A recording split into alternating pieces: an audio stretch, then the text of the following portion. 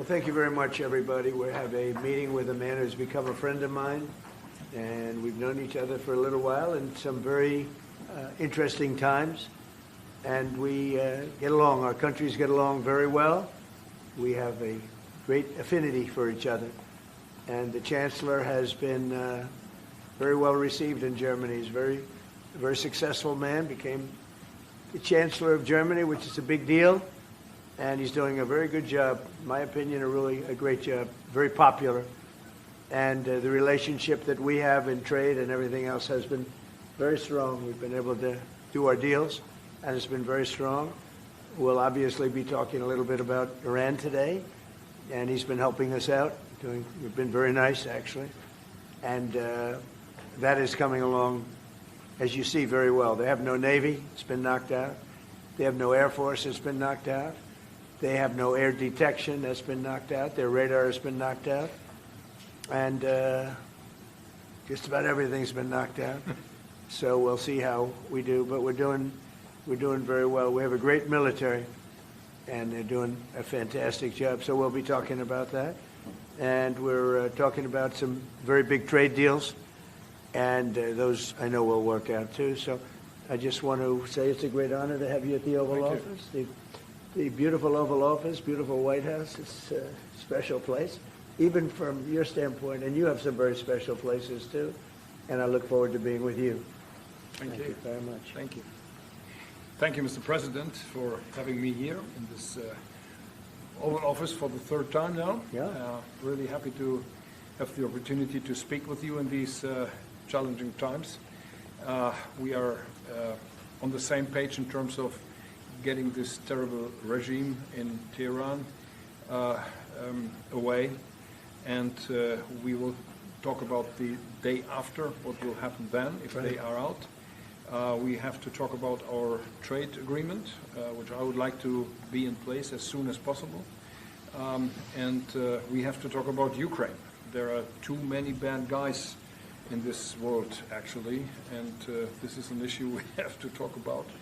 Because we all want to see this war coming to an end as soon as possible. But Ukraine has to preserve its territory and their security interests. And, well, we will talk about that. We will. Looking forward to that. Well, thank you for being here. Thank you That's some for your hospitality. Thank you for letting me spending the night in your guest house. That's it's right. Very, very good. Comfortable place. Hope you liked it, right? Absolutely. Yeah, great place. And a famous place. That's good. Very famous. So many former presidents. That's right. Yeah. Very famous place. Any questions, please? Mr.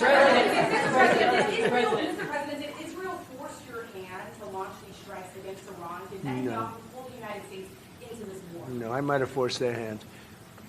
You see, we were having negotiations with these lunatics, and it was my opinion that they were going to attack first. They were going to attack. If we didn't do it, they were going to attack first. I felt strongly about that. And we have great negotiators, great people that do this very successfully and have done it all their lives very successful. And based on the way the negotiation was going, I think they were going to attack first. And I didn't want that to happen. So if anything, I might have forced Israel's hand. But Israel was ready, and we were ready, and we've had a very, very powerful impact because virtually everything they have has been knocked out now. Their missile count is going way down. Amazingly, they're hitting countries that were, let's call them neutral, right? They lived together for a long time. I think they were surprised. I was surprised. I think and now those countries are all fighting against them and fighting strongly against them. Someday they'll write a story and they'll say why they did that, but they hit countries that had nothing to do with what's going on. They were sort of leaving everything alone. All of a sudden they had missiles shot in, which shows you the level of evil that we're dealing with. They'll hit people that were actually at least somewhat friendly, and they had no problems with it. Also hitting only civilian places, hotels and apartment buildings. And we're hitting them where it is much more appropriate. We're hitting them very hard. And the big scale hitting goes now. They no longer have air protection. They no longer have any detection facilities at all left. And So they're gonna be in for a lot of hurt. These are bad people. These are people that killed. I guess it's 35,000. It's coming out 35,000 over the last 3 weeks. Protesters, 35,000 violently killed. So these are bad people, and the leader of the pack is gone. And as you know, 49 people were taken out in the first hit, and I guess there was another hit today on the new leadership, and it looks like that was pretty substantial also. So they're getting hit very hard, and we'll see what happens. A lot of people are coming forward. A lot of the people you would least suspect want to quit. They want to have immunity. They're asking for immunity, and probably at some point they'll be dropping, as you would say, laying down their guns. We'll see what happens. In the meantime, we're just continuing to go forward. Our military is the #1 in the world by far, and we are. Everything's big in my book. Venezuela was big. This is big. The original hit, Midnight Hammer, was big. Everything you view is big, but it's not considered very big by some standards, by some of our standards. We have a military like no other military that's ever been built. Mr. President, what's the worst-case scenario that you have planned for in Iran? Well, I don't know if there's a worst case. We have them very much beaten militarily from the military standpoint. They're still lobbing some missiles. At some point, they won't even be able to do that because we're hitting all of their carriers. We're hitting all of their missile stock. You know, they built up all these missiles over the last few years. They had a lot of them. They've shot a lot of them, and we're knocking out a lot.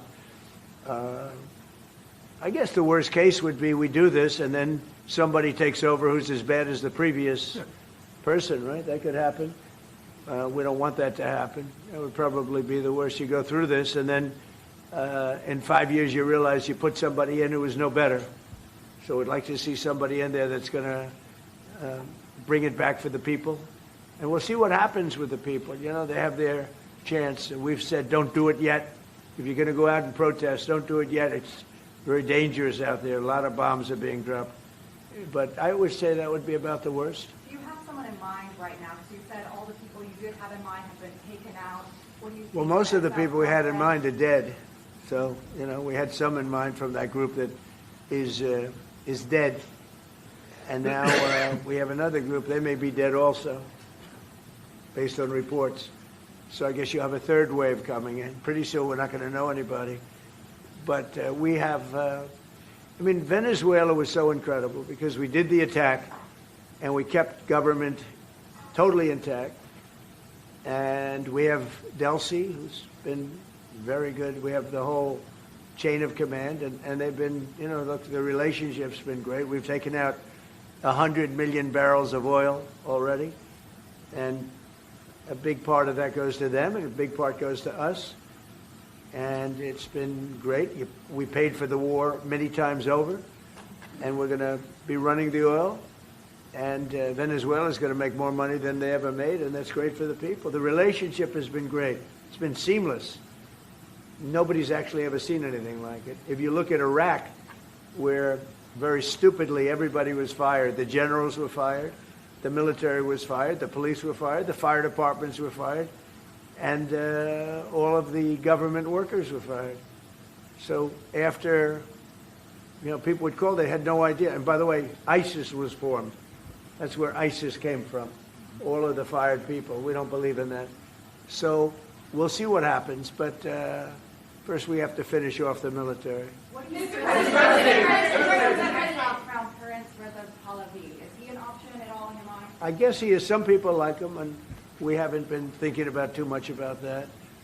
It would seem to me that somebody from within maybe would be more appropriate. I've said that.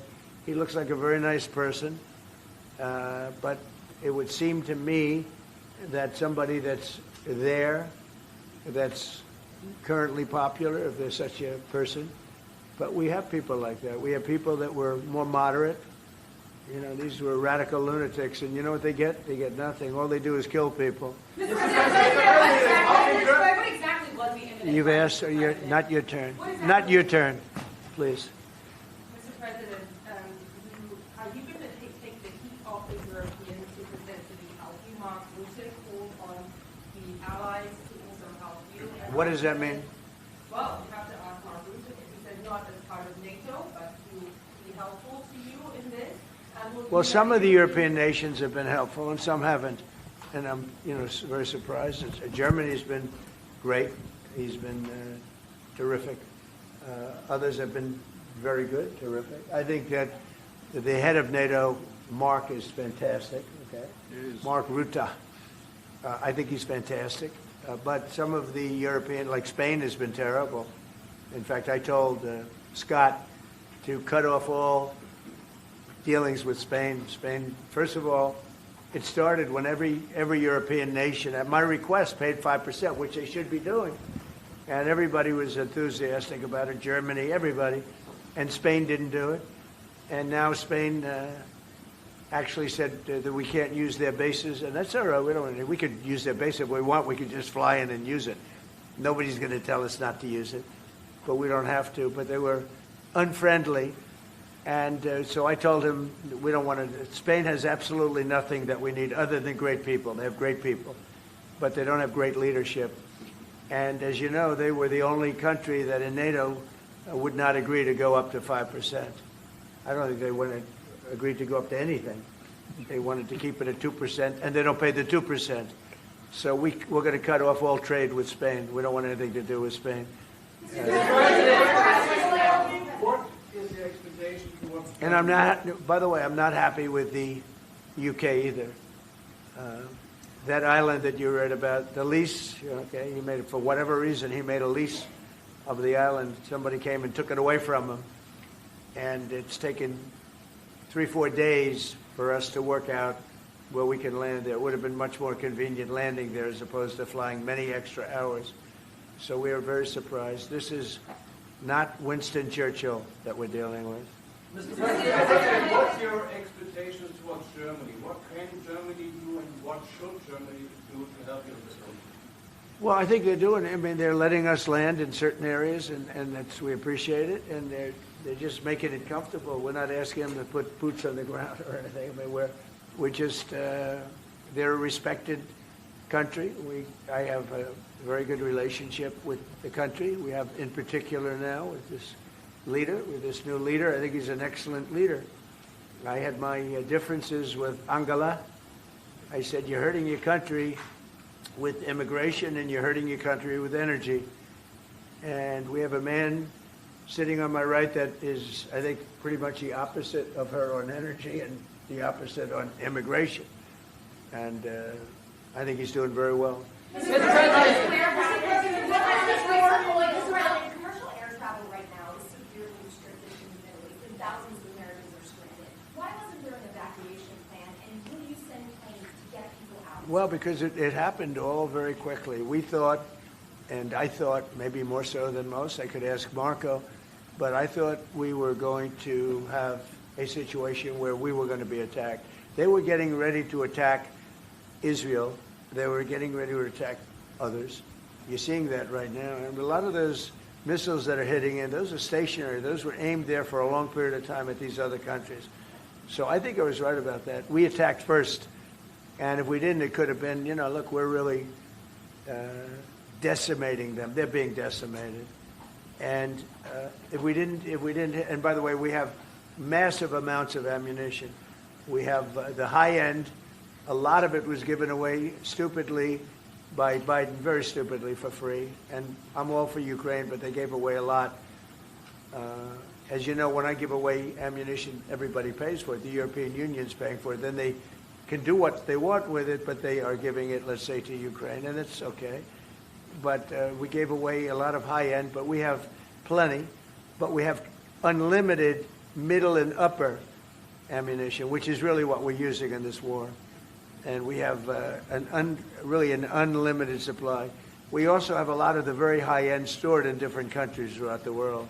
We're literally storing it there, which is actually something that I insisted on in my first term. I rebuilt the military in my first term. The military is great. Unbelievable amount of ammunition, or munitions, as they say, we've given away to.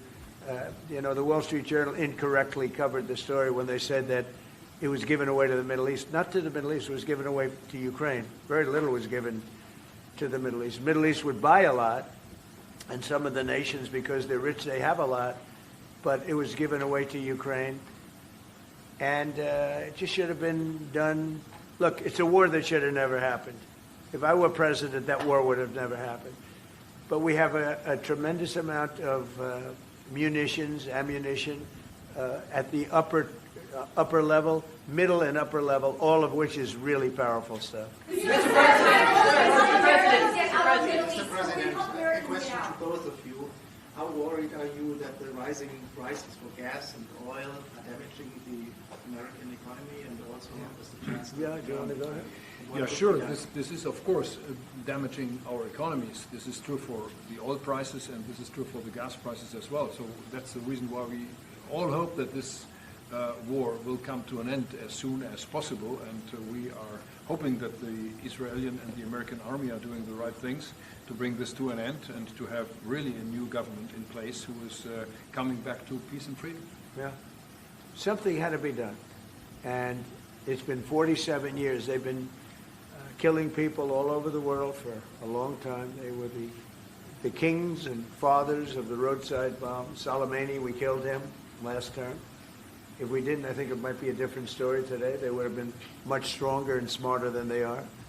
But they did the roadside bombs. 95% of the people lost their legs, arms, had their face wiped out, just wiped out. I've seen some young people that it's so sad to watch. And that was almost all, 95% comes from Iran and with Soleimani. Soleimani loved his favorite weapon. He loved the roadside bomb.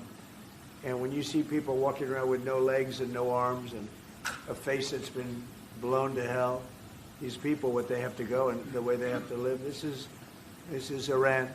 When you look at the barracks, the famous barracks, when you look at the hostages, when you look at a lot of hostages, when you look at all of the problems, they were really a purveyor of terror all over the world for many, many years. And it's something that had to be done, something. And I believe that if we didn't, because I see where Congress, you know, if I didn't do this, guys like Schumer, who are losers, the Democrats, they're losers. That's why they're not here. Guys like Schumer would say, well, you should have done this. In other words, if I did it, it's no good. If I didn't do it, they would have said the opposite, that you should have done this. But most people feel, I'll tell you what, I have never had more compliments on something I did. People felt it's something that had to be done. So if we have a little high oil prices for a little while, but as soon as this ends, those prices are going to drop, I believe, lower than even before. Go ahead, please. Mr. President. Yes. How do you want to solve the conflict on tariffs between the EU and the US? And Between who? the conflict on tariffs between the EU and the US. How do you want to solve And U.S. and who? EU, European Union. How do you want to Well, we won on tariffs, actually. Somebody said you actually won the case. We won on tariffs. We had a decision that was wrong. It was a very bad decision from certain standpoints. From other standpoints, a very powerful decision because it reaffirmed all the fact that we have all these various forms of tariffs that we felt right, but it totally reaffirmed. It said you can use all of these tariffs. So we have all these vast menus of tariffs. And tariffs have made our country very rich. We have to charge tariffs to nations who play with their money. You know, they move their money up and down like a yo-yo. We have to take care of nations that have been good to us and fair to us, and we're going to take care of them. Other nations, they haven't, and we haven't let them take advantage of us. But the whole thing with tariffs is we had a decision that, like, as an example, we have a license situation, and the license is something that allows us to immediately stop all business with, nobody even knew we had this power, but we do now because of the decision. We have the right to stop all business having to do with a certain country. If a certain country is not treating us well, the president, without going to Congress, has the right to stop. Sort of interesting. I have the right to stop, but under that one law, I didn't have the right to charge them. So I have the right to license them, but I don't have the right to charge, which is frankly ridiculous. But the right was given to us by the Supreme Court. And we have the right, as an example, we talked about Spain. I could tomorrow stop, or today, even better, stop everything having to do with Spain. All business having to do with Spain. I have the right to stop it. Embargoes, do anything I want with it. And we may do that with Spain. What do you think? Well, sir, I think we're going to talk about it with you. I know that you have strong power. The Supreme Court clarified. We know you can use it, and if you need to use it to assure national and economic security, we'll do it. Scott, do you have an opinion? Sir, I agree. The Supreme Court reaffirmed your ability to implement an embargo, and as we've talked, from your first term, the Section 301s and the 232s have withheld more than 4,000 lawsuits, and USTR and Commerce are going to begin investigations, and we'll move forward with those. And we've instituted a 15% tariff on everybody, as you know, and just used. I'll tell you, we had a couple of paragraphs written in that opinion that were really incredible. Justice Kavanaugh wrote a fantastic dissent, but in his dissent, he said what we should do, and we knew that too. We just wanted to simplify it, and for some reason, I think, very, very foolishly, the courts decided no, but they said you can do it many other ways, and that's what we're doing. And what we've done is we've gone to a very simple, straight 15% tariff. We've taken in hundreds of billions of dollars in our country because of tariffs. So we've taken in all of this money, hundreds of billions of dollars, and honestly, it's made us very rich as a country. Right? So it's been doing good. When will you have the full plan implemented? We have a 5-month period, up to 5 months, where we can go at 15%. And while we're doing that, as you know, we're doing the various studies and things, and we'll be coming out with different tariffs on different countries. You want to talk about that first? Yes, sir. By the time the 5-month period has elapsed, we'll have completed investigations under Section 301, which Secretary Bessent talked about. We know there are countries out there with deals who are very interested in keeping the deals. We need to go through and investigate all these unfair trading practices, the kinds of things you talked about, and make sure that we're protecting U.S. economic security. We know there are countries How are we going to treat Germany? Well, I think you should hit them very, very hard. You knew he was right there when you said that, Mr. President. They have expressed an interest. Germany's been quite constructive in wanting to move forward and be helpful. The rest of you will talk to them as well. But obviously I will say every single country wants to make the deal they already have. In other words, a deal that we have using the other authority, they want to make the same deal. And we'd like to see, actually, we're going to adjust it somewhat upward, actually, but they all want to stay in the deal, and so we'll probably be able to do that pretty easily. Mr. President, Ukraine, after all, Iran won't be able to deliver drones to Russia anymore. So what does this more mean to Ukraine? And having Chancellor Merz sitting next to you, who would you call if you want to talk to Europe? And Chancellor Merz, you've just been in China, the president... Who are you? What country are you from? I'm from Germany. Okay, I thought so. I could see. So, Mr. Chancellor, you have been in China, and the president... She likes you. In China, so I don't know. will you be talking about China and what you specifically... We'll be talking about China, yeah. Sure. And what about you? I'll be going to China in a little while. Every time you meet, you talk about China. We respect China. I do. We both do, I think. But it's always a topic of conversation. We've had a very good relationship with China. We used to lose a tremendous amount of money with China, and that's no longer the case. We have a very, very good relationship with China, and we have a very good relationship with Germany.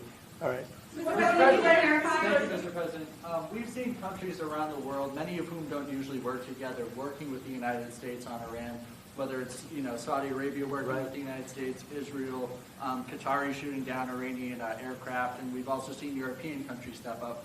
Why are we seeing, such unity around the world against Iran? That's a great point. Look, they're just evil. They're, it's not the politics, it's their whole philosophy, it's their whole, where they come from. It's terrible. Where they killed 35,000, I thought it was 32, now it turns out it's much more than 35,000 people. And in some cases using machine guns with people that have no weapon. They have no weapon, and they're being machine gunned, they're being sniped from buildings, they're hitting the people with snipers right through the eyes. It's just a very evil ideology. And nobody's really seen anything like it. As I said, even the fact that they've attacked all of their neighbors, and the neighbors weren't attacking, they thought they'd maybe sit it out or whatever. They've hit Qatar, they've hit UAE, they've hit Saudi Arabia, they've hit Oman. They were helping us negotiate. They got hit. Everybody got hit because they're evil and they're bad. It's a bad seed, and somebody had to do it. And it should have been done sometime during a 47-year period because so much death has been caused by them, so much unbelievable death. From Germany, too. Germany's been hit. Everybody's been hit by them. It's an evil ideology. And I've never been, look, I've done a lot of good things. So many people are saying, thank you, thank you, thank you. You see it in the streets of Los Angeles. They have thousands of people. I saw it the other day, pictures of Donald Trump. And I'm looking, I'm on the phone, probably talking to you. And I'm looking, and I see my picture. I say, oh, no, it's another, protest. I see and then I started saying, boy, they were very friendly people. And then I saw a woman hugging the picture of me. I said, what's going on? And it turned out to be these are Iranian people that live in the United States. So many. Thousands and thousands. You saw the rallies. And in New York, too, they had a big rally by pictures all over the place. The fact is that people are happy what we did. And you could never, and I've always said it, you could never have had true peace in the Middle East if Iran was allowed to go, even beyond the nuclear. If Iran was allowed to have look at all the missiles they built. A lot have been now taken out by us, and a lot have been expended. But they had thousands of missiles in a fairly short period of time. And I'll go two things. The attack that we did, known as Midnight Hammer, had we not done that, Iran would have had a very powerful nuclear weapon within 1 month. We did it. It was great timing, but, and you've been able to see that too. The other thing was Barack Hussein Obama made maybe the worst deal I've ever seen because he gave all power in the Middle East to Iran. He went the exact opposite way, and I terminated that. If I didn't terminate that deal, they would be sitting with a massive nuclear weapon 3 years ago, which would have been used already on Israel at least, and other countries also. And we wouldn't be talking about it right now.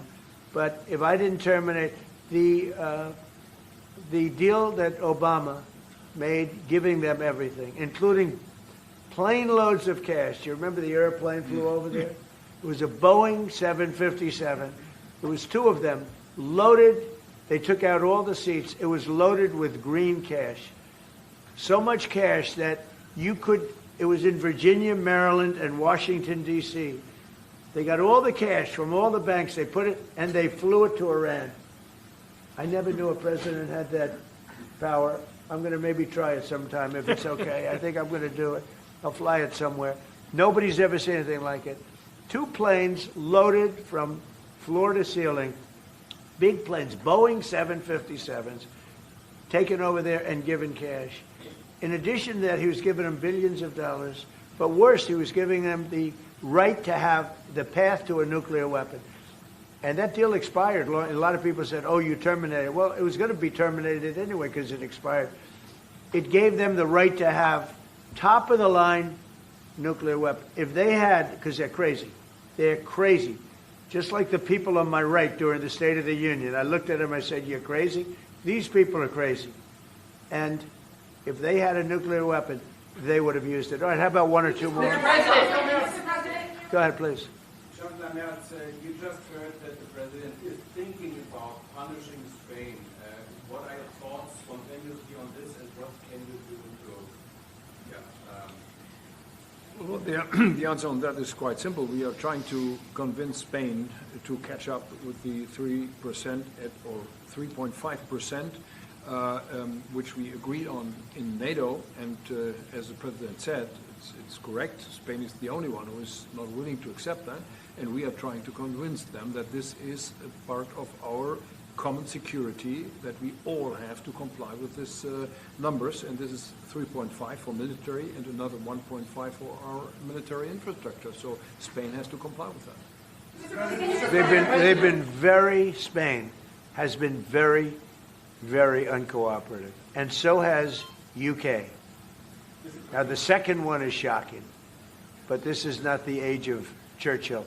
I will say the UK has been very, very uncooperative with that stupid island that they have, that they gave away and took a 100-year lease, having to do with perhaps indigenous people claiming the island that never even saw the island before. What's that all about? And they ruin relationships. It's a shame. It's and that country, UK, and I love that country. I love it. My mother was born there. I love it. My mother was born there. My father was born. Like he knows all about my father. My father was born there. So very places that you sort of automatically very feel warmly about. But the UK, what they're doing with energy and what they're doing with immigration is horrible. You have the North Sea. Somebody said yesterday, what would you do if you were the UK? Open up the North Sea. They got windmills all over the place that are ruining the country, ruining the landscapes, ruining the beautiful fields. Open up the North Sea. It's one of the greatest. Think of it. They buy their energy from Norway, which gets the energy, the oil, from the North Sea. So Norway drills in the North Sea and sells it to UK. And UK has a better part of the North Sea. Open up that. And number two, illegal immigration. They got to solve that problem. And I must say, that's not only UK. That's other parts of the European Union that have the same problem. Immigration and energy. The energy is through the roof, the highest in the world. And the immigration is, look, you have places where in the UK, you have a terrible mayor of London, terrible. He's an incompetent guy. But you have Sharia courts. You don't have Sharia courts. You don't want Sharia courts. You have Sharia courts adjudicating law.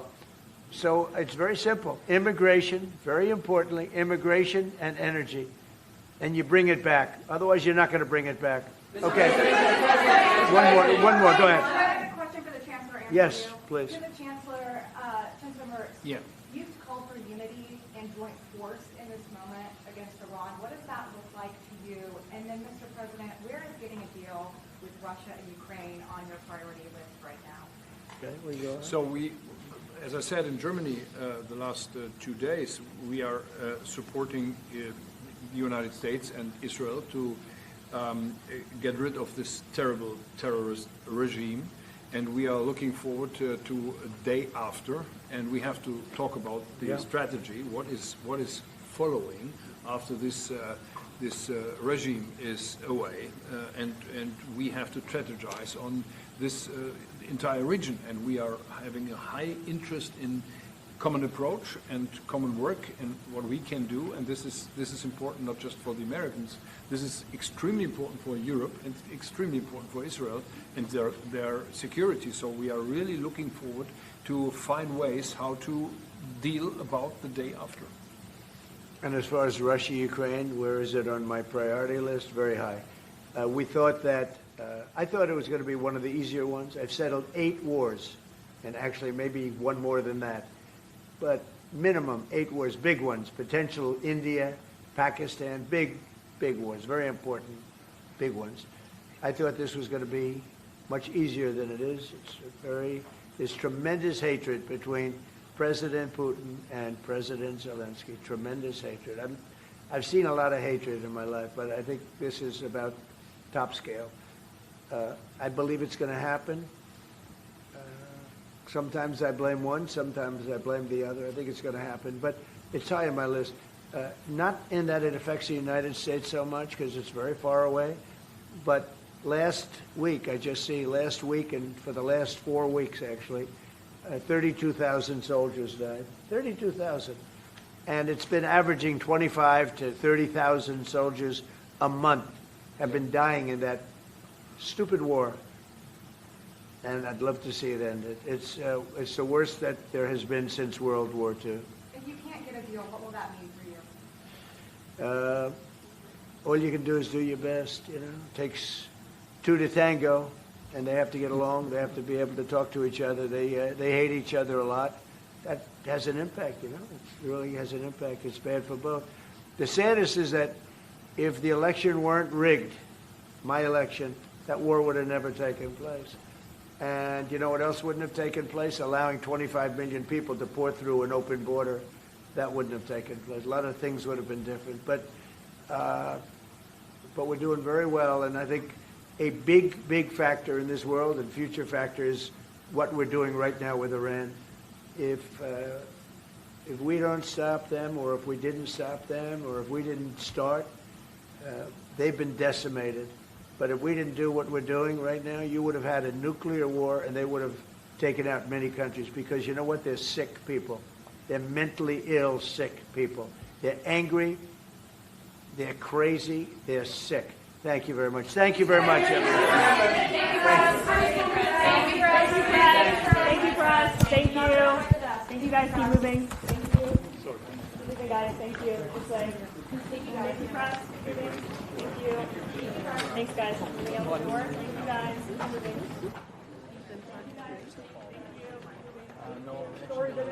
Press with Oh, you did? yeah.